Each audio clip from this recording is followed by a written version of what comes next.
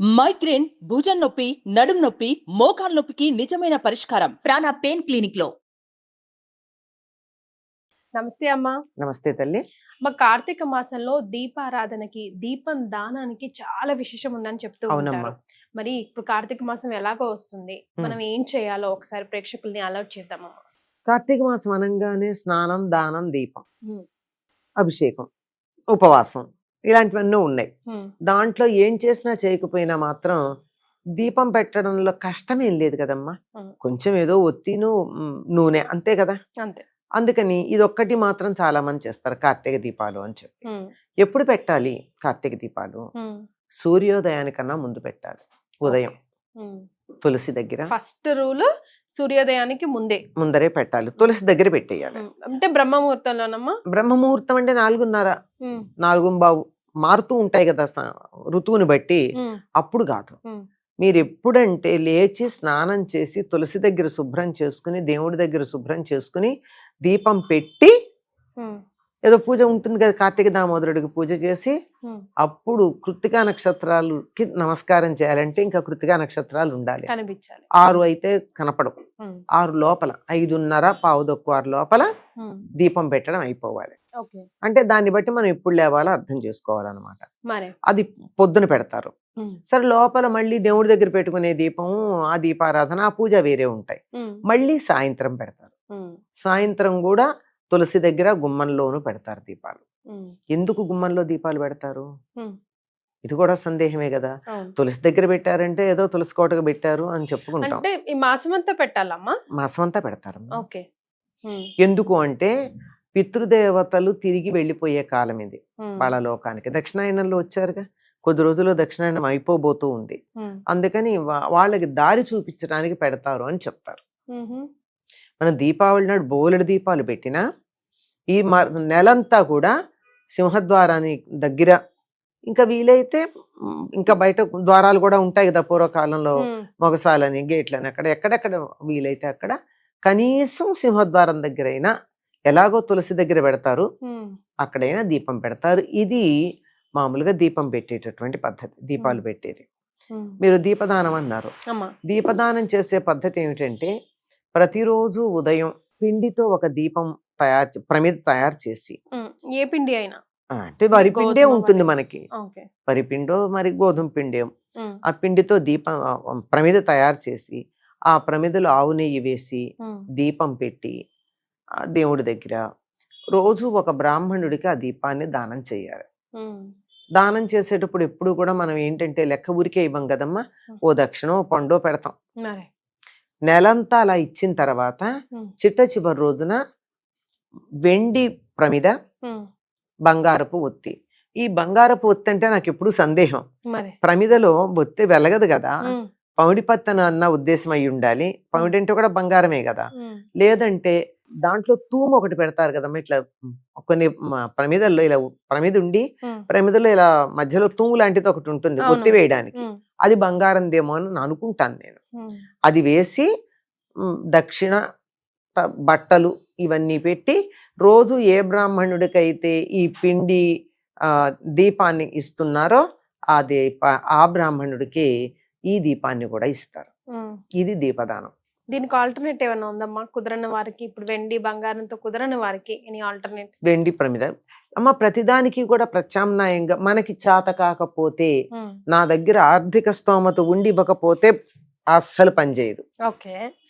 ఉండి నిజంగా పూట గడవని స్థితిలో ఉన్న వాళ్ళు చేయాలన్న సదుద్దేశం ఉండి చేస్తే రోజు ఇచ్చినట్టే పిండి ప్రమిద ఇవ్వచ్చు. నేను బట్టలు కూడా పెట్టే పరిస్థితి లేదంటే ఓ తుండు కూడా పెట్టచ్చు. అది కుదరకపోతే ఓ చేతి రుమాలు ఇవ్వచ్చు. అది కుదరకపోతే ఆ పూర్వకాలంలో రూపాయి పావలా పెట్టేవాళ్ళు, ఇప్పుడు 10 రూపాయలు, 25 రూపాయలు, 100 రూపాయలు పెట్టచ్చు. కానీ ఇవన్నీ ప్రత్యామ్నాయమే కదా. ఇది దీపదానం చేసేటటువంటి పద్ధతి. అయితే ఉసిరిదానం కూడా చేస్తారు, దీపాలు అవి వెలిగిస్తూ. అదే బంగారం దీపం అంటారు. ఉసిరి మీద దీపం పెట్టినట్టయితే అది బంగారపు దీపం పెట్టినట్టు అని చెప్పి అది కూడా దానం చేస్తూ ఉంటారు. ఏ దానం చేసినానమ్మా, దానానికి ప్రాధాన్యం దక్షిణతో ఉంటుంది. ఓ ఉసిరికాయ దాని మీద ఓ ఒత్తి పెట్టి దేవుడి దగ్గర పెట్టి దానం చేస్తే పుచ్చుకోవడానికి ఎవరు వస్తారమ్మా? అయిపోయిందా? ఉమ్. ఓ ఉసిరికాయ, మా ఇంట్లో ఉసిరి చెట్టు ఉందనుకో, ఉమ్. ఓ ఉసిరికాయ మీద ఒత్తి పెట్టి దీపం వెలిగించేసి నాకు బంగారం దానం చేసిన ఫలితం వచ్చింది అంటే వస్తుందా? అంతే కదా. Yes. చేసే విధంగా పద్ధతిలో విధంగా చేయాలి. చేయాలి.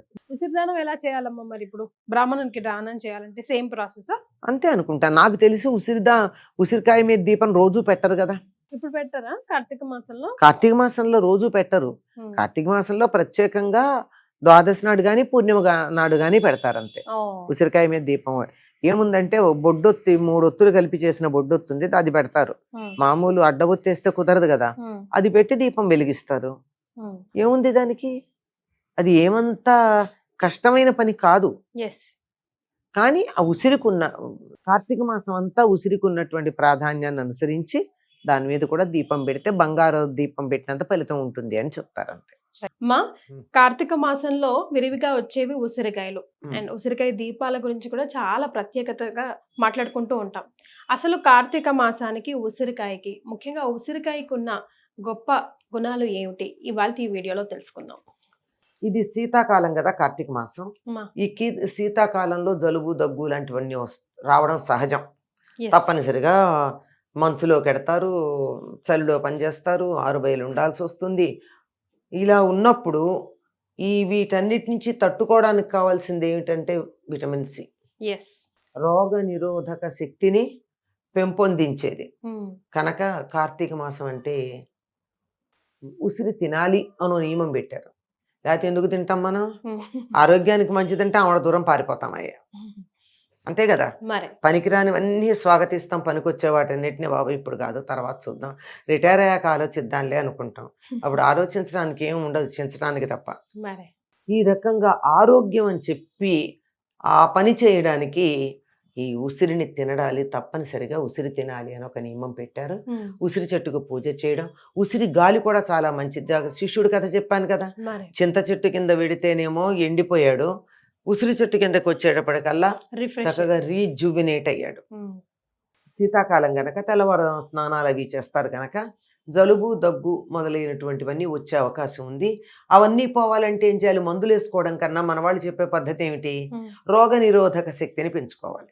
రోగ నిరోధక శక్తిని పెంచడానికి ఏకైక మార్గం ఏమిటి? Vitamin C. Yes. కనుక నేరుగా విటమిన్ సిని తీసుకోమన్నారు. కానీ ఇప్పుడు వచ్చేటటువంటి ఉసిరికాయలు వగరుగా ఉంటాయి తప్ప పూర్తిగా పుల్లగా అట్లా ఉండవు. ఉమ్. లేత ఉసిరికాయలు ఉంటాయి, ఉమ్. వాటిని కూడా తినచ్చు.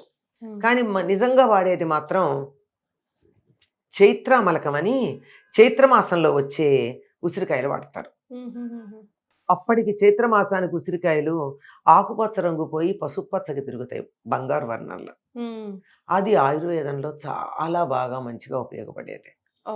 అసలు ఎక్కడ ఆయుర్వేదంలో దేనికైనా సరే ఉసిరికాయ లేకుండా చాలా రకాల మందులు ఉండవు. ఉమ్.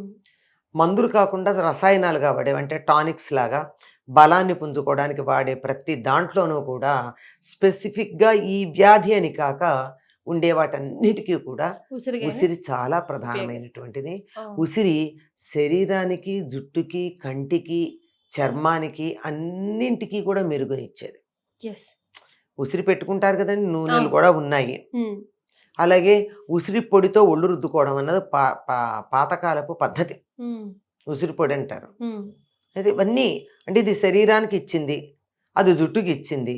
ఆరోగ్యం విటమిన్ సి వల్ల లోపల ఉన్నటువంటి జీవుడికి ఆరోగ్యాన్ని ఇస్తుంది, బుద్ధి చురుకుగా పనిచేసేటట్టు చేస్తుంది. ఉమ్. అందువల్ల ఉసిరి అంటే చాలా ఇష్టం విష్ణుమూర్తికి. రైట్ అమ్మా, ఇప్పుడు ఉసిరి దీపం దానం చేయొచ్చా? చేస్తే కార్తీక మాసంలోనే శ్రేష్టమా, వేరే ఏ మాసంలో అయినా చేసుకోవచ్చా?